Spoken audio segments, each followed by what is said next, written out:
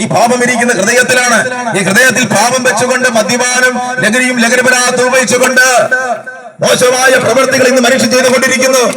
ആ പാപം നിറഞ്ഞ ഹൃദയത്തെയാണ് ദൈവം ചോദിക്കുന്നത്. സഹോദര, ഞാൻ നിന്റെ പടിവാതിക്കൽ മുട്ടുന്നു. ആരെങ്കിലും എന്റെ ശബ്ദം കേട്ട് വാതിൽ തുറന്നാൽ ഞാൻ അവനോടും അവൻ എന്നോട് വത്താഴം കഴിക്കുന്ന ദൈവത്തിന്റെ തിരുവചനമാണ് ഇന്ന് പകൽക്കാലം ഈ ദേശത്ത് ഞങ്ങൾ വിളിച്ചു പറഞ്ഞുകൊണ്ടിരിക്കുന്നത്. അതാ ദൈവത്തിന് വചനം വിളിച്ചു പറയുന്നത്, മറ്റൊരുത്തരും രക്ഷയില്ല. നാം രക്ഷിക്കപ്പെടുവാൻ ആകാശങ്ങളിൽ മനുഷ്യരുടെ നൽകപ്പെട്ട ഒരേ ഒരു നാമം യേശുക്രിസ്തു നാമം. യേശുക്രിസ്തു നാമം പാപികളെ രക്ഷിക്കുന്നു. യേശുക്രിസ്തു നാമം രോഗികളെ സൗഖ്യമാക്കുന്നു. ഈ നാമത്തിന്റെ ശക്തി നിന്റെ ജീവിതത്തിൽ, നിന്റെ മൺകുടാരത്തിൽ വെളിപ്പെടുമ്പോൾ അസാധ്യങ്ങളെ സാധ്യമാക്കുന്ന വലിയൊരു ദൈവത്തിന്റെ പദ്ധതി നിന്റെ ഭവനത്തിൽ വെളിപ്പെടുന്ന കൂടെ. നമ്മുടെ കുഞ്ഞുങ്ങൾ അനേക ദേശത്ത് വിട്ട് പഠിപ്പിക്കുമ്പോൾ ഇന്ന് അവധി കഴിഞ്ഞ് നമ്മുടെ കുഞ്ഞുങ്ങൾ പുതിയ സ്കൂളിലേക്ക് കടന്നു പോകാൻ ആഗ്രഹിക്കും. നമുക്കറിയാം എത്രയോ സ്കൂൾ തലങ്ങളിൽ എന്റെ കുഞ്ഞുങ്ങൾ ഉൾപ്പെടെ പഠിച്ചുകൊണ്ടിരിക്കുന്നു. മദ്യപാനം, ലഹരി പദാർത്ഥം കൊണ്ട് ഇന്ന് അനേക ചെറുപ്പക്കാരെ തകർത്തുകൊണ്ടിരിക്കുന്നു ഈ ലോകത്തിന്റെ പിശാച്. ഞാൻ നിങ്ങൾക്ക് നിങ്ങളുടെ ഹൃദയത്തിലേക്ക് ഒരു സന്ദേശത്തോടെ ഞാൻ കൊണ്ട് പറയാൻ ആഗ്രഹിക്കുന്നു.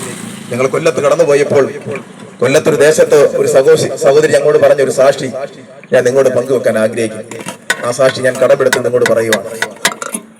ആ ദേവദാസി തന്റെ ആലയത്തിൽ പോയി ഇങ്ങനെ പ്രാർത്ഥിക്കുന്ന സഹോദരിയാണ്. അങ്ങനെ ഒരു ദിവസം വീട്ടിൽ വന്ന് ഇങ്ങനെ കിടന്നുറങ്ങിയപ്പോൾ തന്റെ ഹൃദയത്തിൽ ആരോ സംസാരിക്കുന്നു, പ്രാർത്ഥിക്കണമെന്ന് വളരെയേറെ സംസാരിക്കുന്നു. തനിക്ക് കിടന്നിട്ട് ഉറക്കം വരുന്നില്ല. തിരിഞ്ഞും മറിഞ്ഞും കിടക്കുന്ന ഉറക്കം വരുന്നില്ല. അങ്ങനെ വാഹനം എടുത്ത് ചർച്ചിലേക്ക് നമ്മുടെ ദൈവദാസോട് പറഞ്ഞ്, എന്റെ ഹൃദയത്തിൽ ആരോ സംസാരിക്കും ദേവദാസി, അതുകൊണ്ട് പ്രാർത്ഥിക്കണം ചിന്ത വരുന്നു. ആ ദൈവദാസ് പറയുന്നത്, നമുക്ക് പ്രാർത്ഥിക്കാം.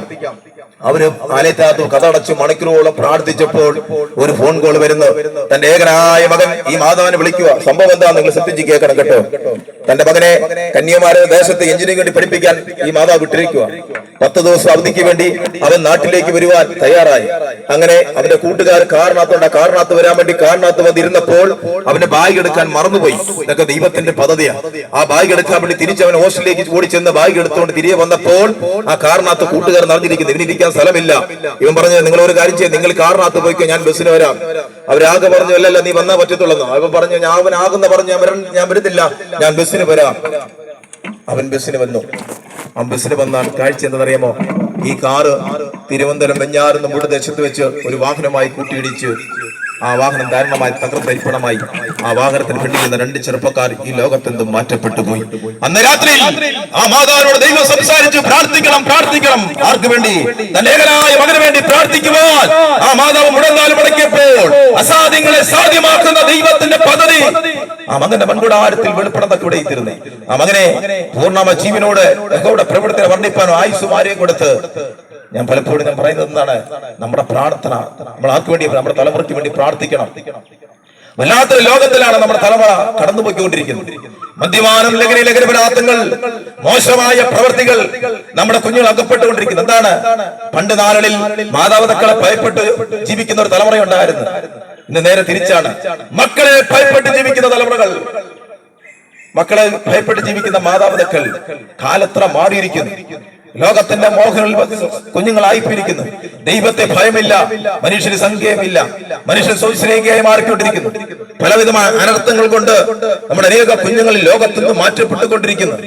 അപകട നിമിത്തം എന്താണ്? പാപം കയറി കഞ്ചാവിനും മയക്കുമരുന്ന് ലഹരി പദാർത്ഥങ്ങൾ അടിമയായിക്കൊണ്ട് ലോകത്തിന്റെ മുകളിൽ സഞ്ചരിച്ചുകൊണ്ട്, പാപത്തിന്റെ അടിമയായി സഞ്ചരിച്ചുകൊണ്ട്, ദൈവത്തെ ഭയമില്ലാതെ സഞ്ചരിച്ചുകൊണ്ട് ആപത്തും മരണത്തും കടന്നു വരുന്നു.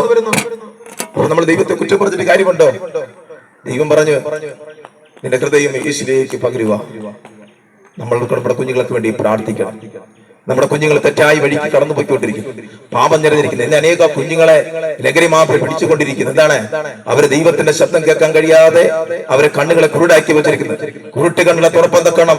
പിതാവിന്റെ സ്വന്തം പുത്രനെ ഭൂമിയിലേക്ക് അയച്ചു. 2000 വർഷത്തിന് മുമ്പേ അവൻ ദൈവമായിരിക്കുമ്പോൾ തന്നെ ദൈവത്തിന്റെ സമൃദ്ധം മുറുകെ പിടിക്കാതെ ഈ താണഭൂമിയിലേക്ക് മനുഷ്യാവതാരം എടുത്തിറങ്ങി വന്നു. എന്തിനു വേണ്ടി? മാനകുലത്തെ പാപത്തിൽ നിന്ന് രക്ഷിപ്പാൻ യേശുക്രിസ്തു താണഭൂമിയിലേക്ക് കടന്നു വന്നു. ആ ദൈവത്തിന്റെ സമൃദ്ധം മുറുകെ പിടിക്കാതെ മനുഷ്യനായി ഭൂമിയിൽ ജീവിച്ചു. 33 തിരുവയസ്സ് വരെ ലോകത്ത് ജീവിച്ചു. അത്ഭുതങ്ങൾ അടയാളങ്ങൾ ചെയ്തു. രോഗികളെ സൗഖ്യമാക്കി, ഭൂതങ്ങളെ പുറത്താക്കി.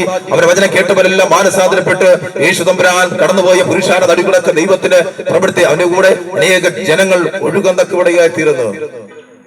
അവസാനം എന്താണ് ചെയ്തത് നോക്കണമേ? സകല മനുഷ്യനെയും പാപത്തെ ചുമക്കുക, എന്റെയും നിങ്ങളുടെയും പാപത്തിന്റെ പരിഹാരത്തിനാ യേശുവിനെ റോമാ പടയാളികൾ പിടിച്ചുകൊണ്ടു പോകുമ്പോൾ അവന്റെ തലയിൽ മുൾക്കിരീടം ചാർത്തുമ്പോൾ അവരെ പുറം ഒരു ചാല് പോലെ കീറി മുറിഞ്ഞു ആ ചാട്ടവാറന്റെ അടിയിൽ അടിക്കുമ്പോൾ ആ പച്ച കുരിശിൽ ചുമന്നുകൊണ്ട് ഗോഗത്താൽ വലയിലേക്ക് വീണും താണും എഴുന്നേറ്റ് ഞങ്ങൾ എന്താ ക്രൂശിൽ കർത്താവിന്റെ വചനം പറയുക, നമുക്ക് വേണ്ടി പാപത്തെ ചുമന്ന കർത്താവായ യേശു ക്രിസ്തു മാത്രമേ ഉള്ളൂ. അവൻ തന്നെ ഏകരക്ഷകൻ, അവനിൽ മാത്രമേ രക്ഷയുള്ളൂ. മനുഷ്യന്റെ പാപത്തെ ചുമന്നവനാണ്. ആ ക്രൂശിൽ ചുമന്നുകൊണ്ട് ഗോഗത്താൽ വലയിൽ രണ്ട് കള്ളന്മാരുടെ നടുവിൽ നാം ചെയ്ത പാപത്തിന് പരിഹാരത്തിനായി രണ്ട് കൈ ആണികൾ തറയ്ക്കപ്പെടുമ്പോൾ